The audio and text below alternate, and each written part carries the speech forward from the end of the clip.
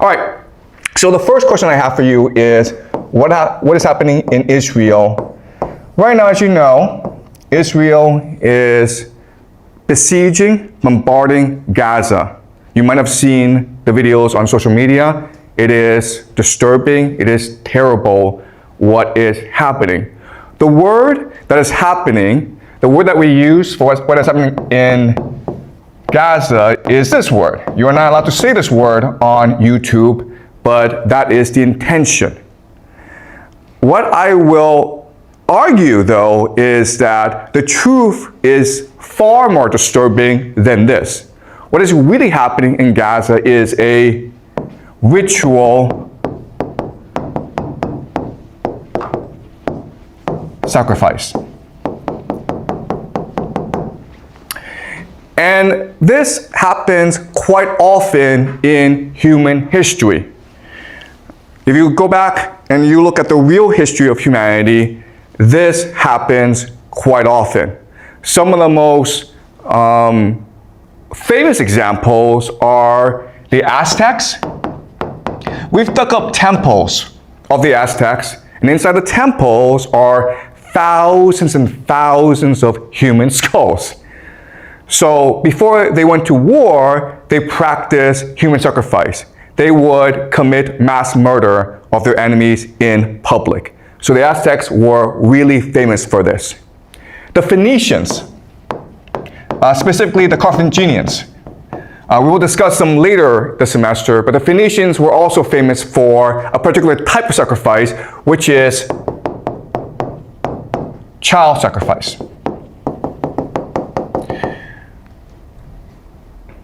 The Romans wrote histories insulting the Phoenicians for practicing this sort of sacrifice. But the Romans themselves practiced human sacrifice. What they would do is that after every major war, they would capture all the major leaders, all their enemies, and they would parade their enemies through the streets of Rome. This is something called a triumph. At the end of the triumph, they would gather enemies at the temple of Jupiter. Jupiter is their god. And then they would strangle to death their enemies. That's sacrifice, that's human sacrifice. They didn't call it that, okay, and they sort of disguised it, but we know for a fact that they did do this. So the question for us is, why is it that this happens? Why do the Aztecs do it? Why do the Phoenicians do it? Why do the Romans do it? And why is it today the Israelis do it in Gaza? And remember, okay, what the Israelis are doing is quite horrific because it is really this sort of sacrifice. Why? Because 47%, almost half of the population of Gaza is under 18 years old. So the majority of people who are getting killed are in fact children.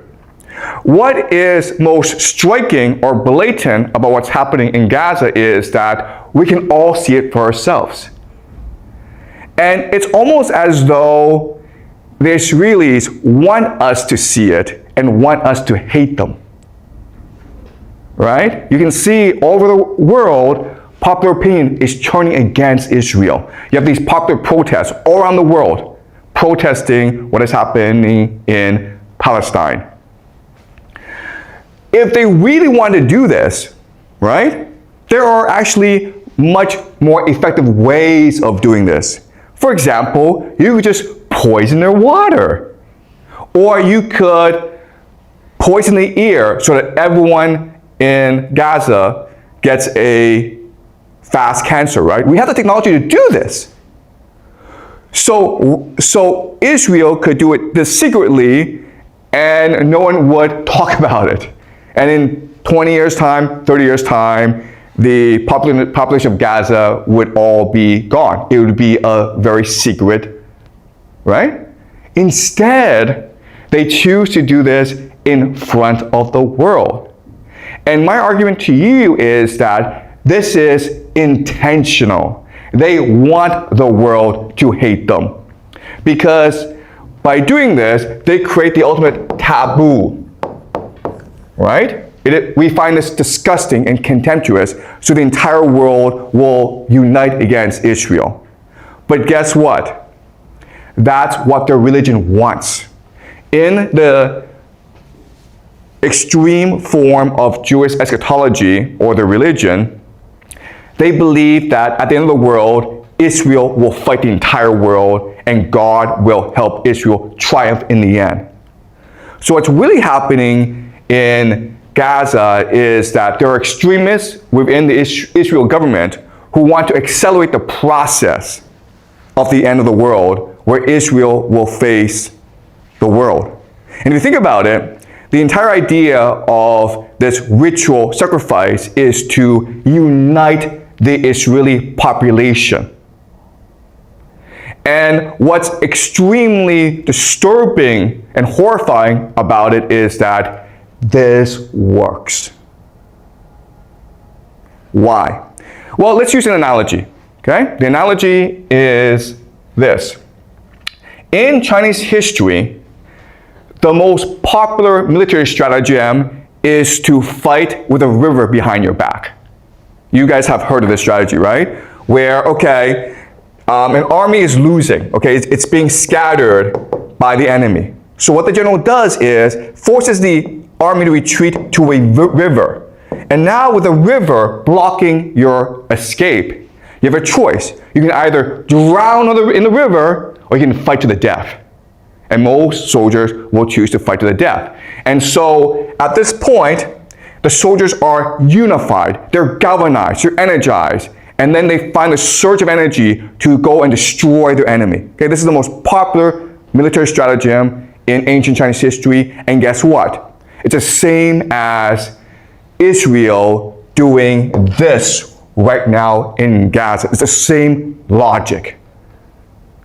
Yes, you have a question? So what is the river for the Israel? Like, yeah, that's a good question. What's the river right here, right? The river is a taboo, right? What's the worst thing you can do in modern society?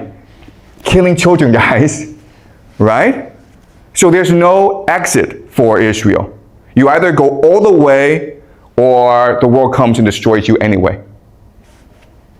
And in fact, what's really interesting is that if you go online, you will see Israelis go around the world and causing trouble everywhere. They're going to start fights. They shout death to the Arabs on public buses in the Western world. It's intentional. They want to unite themselves by dividing the world, by angering the world. Okay?